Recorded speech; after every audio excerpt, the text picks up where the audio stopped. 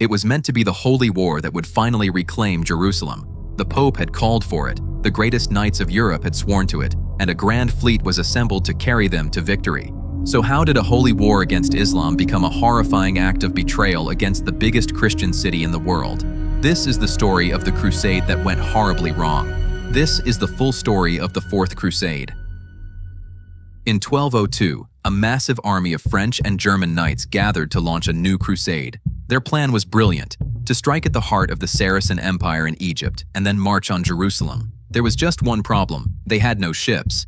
They contracted the maritime superpower of Venice to build them a fleet. But when the army arrived, only a third of the expected knights showed up. They couldn't pay the enormous fee. Trapped and in debt, the Crusaders made a deal with the cunning 90-year-old Doge of Venice, Enrico Dandolo. He would defer their debt if they would do one small thing for him first: help Venice conquer the rival Christian city of Zara. Reluctantly, the Crusaders agreed. The Holy War had taken its first dark turn. After the sack of Christian Zara, a new temptation arrived. A young, exiled Byzantine prince named Alexios Angelos offered the Crusaders an irresistible deal: help him overthrow his uncle and reclaim the throne of the Byzantine Empire, and he would pay off their entire debt to Venice, fund their crusade to the Holy Land, and submit the Orthodox Church to the authority of the Pope. For the greedy Venetian leaders and the broke Crusader lords, the offer was too good to refuse. They abandoned their mission to Egypt and sailed for the magnificent golden city of Constantinople, the capital of their fellow Christians.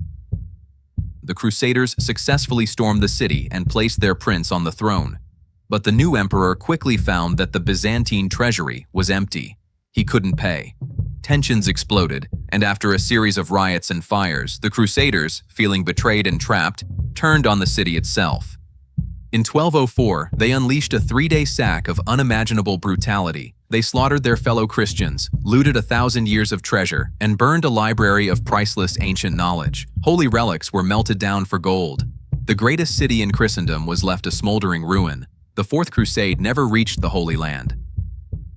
The sack of 1204 was a catastrophe that mortally wounded the Byzantine Empire and created a permanent rift between the Catholic West and Orthodox East.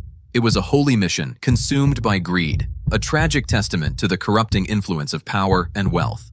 The Crusades in the Holy Land would continue, but the dream was dying, and from the other side of the world, a new, far more terrifying storm was gathering, a force of such power that it would threaten to consume both the Christian and Islamic worlds entirely. Click the video on your screen to watch the full story of Genghis Khan and the Mongol Empire in 3 minutes, and be sure to subscribe to Epic Past so you don't miss a single story that shaped our world.